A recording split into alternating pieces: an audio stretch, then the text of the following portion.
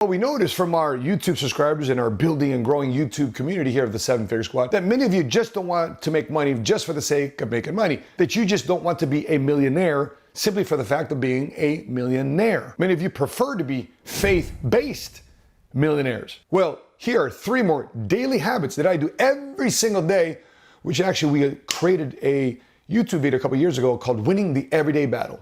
Implement these into your life and watch your life continue to unfold and change for the better. Now, let's get into number 1. Serve. When you go about your business, or you go about your day, you serve. Serve the people around you. You know, about 3 weeks ago, we did this interview with Daniel Kwok of the Kwok Brothers YouTube channel. And he said something pretty profound of one of the things that Jesus did to his disciples, which was washing their feet, which was an act at that time. When you wash somebody's feet, it's probably one of the lowest things you can do to anybody, to touch somebody's feet, let alone wash their feet. And yet, Jesus washed his disciples' feet, which led an example saying, listen, you're no better than anybody next to you, man and woman next to you, for them to be able to say, you know what? I am going to be in a position to not only help you, but also wash your feet. Let me create this act of service to make sure that if you're walking around muddy, that we can still have the ability to have a conversation or provide a service or a product that helps you wash your feet, to keep your feet clean. So therefore you can go about your business better than you were before somebody had met you in your business or offering of your product or service. And another reminder of this is when I entered the life insurance industry, because selfishly and actually urgently, I got involved in the life insurance business because I needed to make a paycheck right away. And this was in 1999 after leaving the Marine Corps. And I didn't realize that when I did my business, by going about business, it wasn't just about the commissions. Because that's why I talk about selfishly. I just did it to make a paycheck. I need to get paid on the 1st and the 15th, just like I did in the military. I was desperate. I was a single father. I had to provide for my kids. So I need to make sure that I was making a paycheck. But it wasn't until a few years later, that I realized the power of what I was doing by getting involved in the life insurance industry and realizing the nobility of it. Because sadly, a few years later, one of my clients passed away. And thankfully, we did the work that we did. Because I opened up the client's folder, the daughter reached out to me, I opened up the client's folder, got the policy numbers, called the insurance companies, and make a long story short, I showed up to the funeral with 3 envelopes in my jacket, and at the funeral I handed the daughter a title to a paid off house. I handed the daughter also the death benefit of a life insurance policy, and also handed the daughter an inherited IRA of a retirement account. We discovered that the clients forgot about that when they passed away, but we discovered it. We were able to transfer the IRA in the name of the daughter. And the daughter was just crying and weeping there, just talking about how good her parents were to her and that she didn't want any of her parents' money. I said, you know what, it wasn't your decision, it was your parents' decision.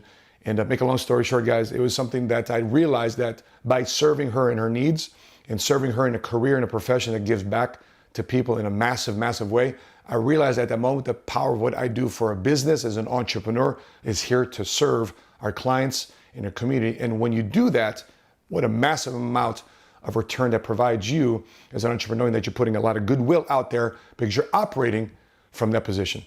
The second one is to fight. Fight for your friends and family. Just don't go about your business lackadaisical. Fight and have purpose behind what you do. Let me tell you about the story about my father.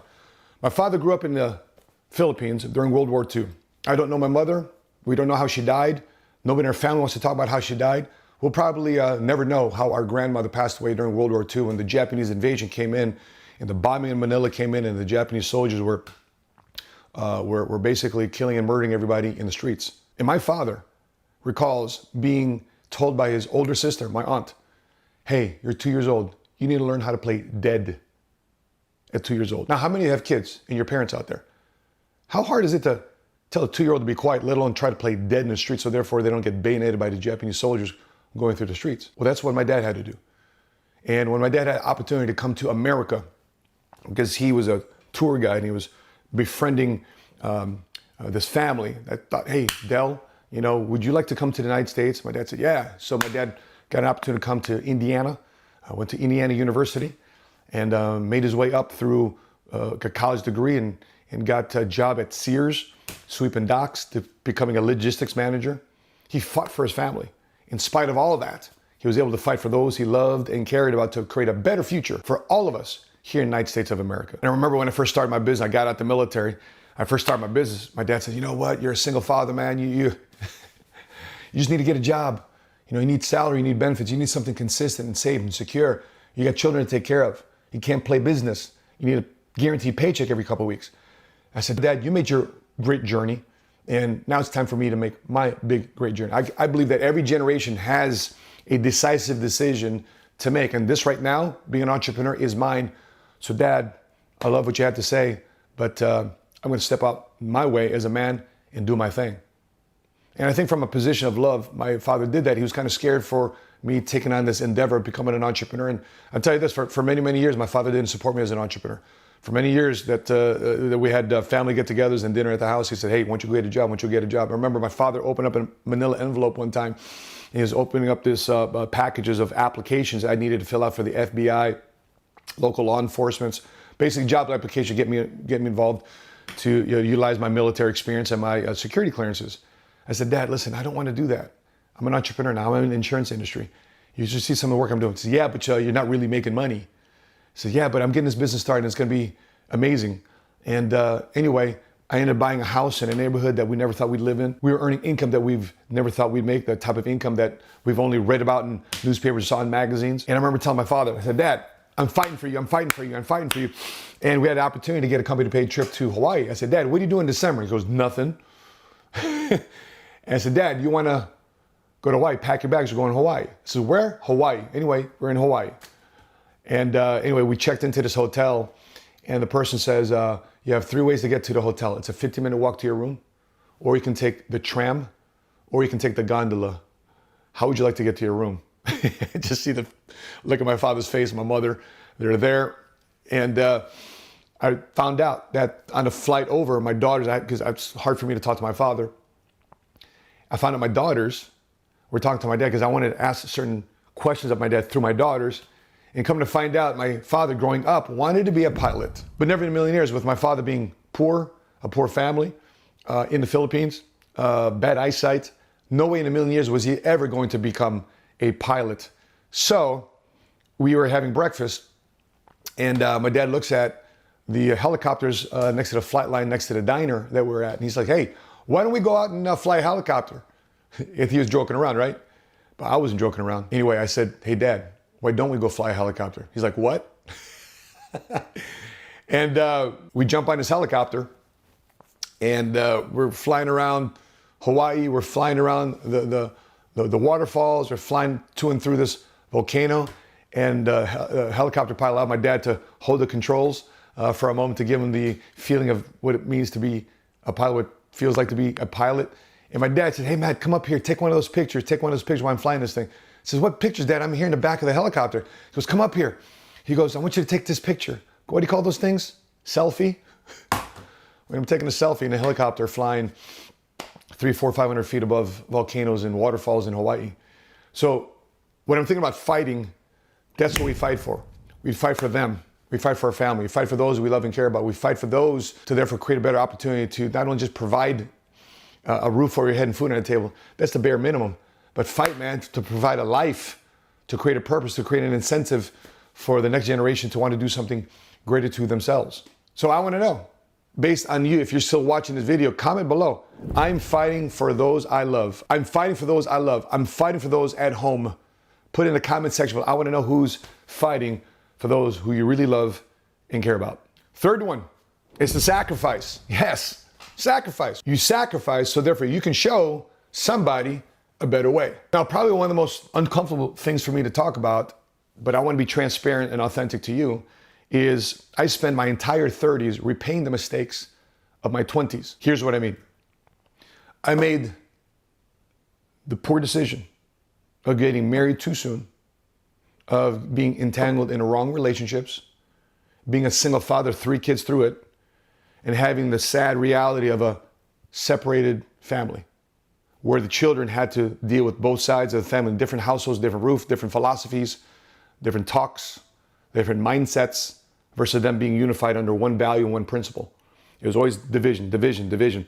So my kids will leave my house to go to their mom's house. And division, division, division. Sad part about it. And I'm doing my very best to lead my family in a way that they're serving and they're fighting and they're sacrificing for the family. Well, the other side of the family wasn't thinking that way. Now, with that being said, good people, obviously the other sides of the family to my children, my 3 older children, just not wired the way I was wired.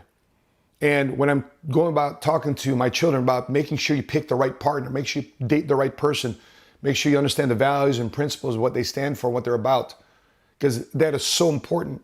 Because I picked wrong. I picked differently. I picked with the wrong emotion. Okay, I think some of you may relate to what I'm discussing. Because what may be nice on the outside, you really got to seek what's in on the inside of the person, a person that you choose to build a life with, have a relationship, let alone have kids with. And because I made that mistake, I spent my entire 30s financially and emotionally and spiritually repaying the mistakes of my 20s. I remember my son was born, Jordan, our youngest, and I brought my 3 older kids downstairs. I said, okay, smooch, kiss your brother, meet your brother, come downstairs, let's have a conversation. And I told my kids at the time, listen, I apologize for the mistakes I've made as a father, but I'm doing my very best right now to give you opportunities for the future, because you play your cards right, you guys are gonna be multimillionaires. You don't play your cards right, you're not gonna be multimillionaires, because that's the way we've designed our family trust. That you just can't sit around at home when I die and pass away and move on. You just can't sit home and collect money from a trust fund. You have to be active, you have to be doing something. And but at the same time too, I told my kids, if you play your cards right, you guys are gonna be wealthy. But with that being said, I want you to know that you cannot play the jealousy and envy card when it comes to your brother, because he's probably gonna have access to more information and opportunities and education, iPads and technology that you had when you were 4 or 5 years old, because I was in a much different financial position then than I am today. So you cannot play that jealousy or an envy card. What you can do is say, hey, Dad, I got this idea, I got this opportunity, what can I do about it? Can I propose to you a business plan? Sure, I'm all ears. I want to support you in all that I can if it makes sense and if it makes money. But the bottom line I'm saying is this: sacrifice, so therefore you can show them a better example to learn from your mistakes. So therefore people don't have to repeat your mistakes. So, wisdom is not only learning from your mistake, wisdom is learning from the mistakes of others. Because I'm doing all this to make sure our next generation has a better head start based on whatever they feel that God's purposed in their lives to do that. And they're gonna need some financial backing to do that. And guess who's gonna help provide that financial backing to do that?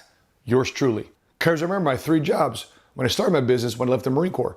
I was a Jiffy Lube hood technician, I was a YMC lifeguard, and I was an Olive Garden server. But I wasn't planning for the short term. I wasn't just saying, oh, I'm just taking these jobs just to take a job, just to make an immediate paycheck, and that's it. These jobs were helping me fund and finance and push the bills off at bay for a minute, so therefore I can focus in on launching my business in the life insurance industry. But once I started making more money part-time in my business than I did in my full-time job, having a little bit of sacrifice away from a lot of family parties, sadly, birthday parties, but to get this launched off the ground, I needed to do that. Why? Because nobody was gonna give me what I felt I deserved. In Deuteronomy 8:18, it says, God has given us the power to create wealth. Notice the scripture doesn't say, I've given you wealth, and just lands on your lap, you do nothing about it to earn it, right? He's given us the power to create wealth. So you and I have to do something with that power. And with that power sometimes comes great sacrifice. And part of that sacrifice was weeding out the people that were dragging me down. Think about this. If you want to become a first generation faith-based cash flow millionaire, ask yourself this question. How many people around you did you grow up with were actually that? How many of them were actually millionaires legally? How many were millionaires? How many were even making $500,000? So if majority of the people that you grew up with were making minimum wage or just surviving, yet you want to become a first generation cash flow faith-based millionaire, guess what's starting to happen now? You've got to transform, you got to change, you got to sacrifice. I'm not saying you got to forget your friends. I'm just saying you can't hang out with your friends. You just can't have a day-to-day conversation about what your daily operations are in running your business and building your dreams, because they just won't understand you. Because you're starting to speak a language that they don't understand. They're gonna start saying things like, why sacrifice, man? Fridays, it's weekend, it's 4th of July, it's Saturday. What are you doing? What are you doing on Friday night? What are you doing on Sundays? That's the Lord's day. But the Lord created things for 6 days before he took a rest. Did you build something? God did. Did you? And I say this all the time. Temporary sacrifice for permanent happiness. Today I will do what others will not, to live a life that others cannot. Let me ask you this another question. If it only took you 10, 15, 20 years of your lifetime to set up your generations for multiple generations, would you do it? If it just took you 10, 20 years to sacrifice that bit of time in the whole totality of your life, the 20-year lifespan, for you to make your money, for you to establish us financially, to set forth based on values and principles, to set up what the next generation is going to look like. If it took you 5, 10, 20 years to do that, would you do it to set your family up for the next 50, 100 years? Would you do it? By the way, if so, put in the section below. I will sacrifice for future generations. I will sacrifice for future generations. Put in the comment section below if that's something you're willing to do. So there it is. 3 things. Serve, fight, sacrifice. Every single day.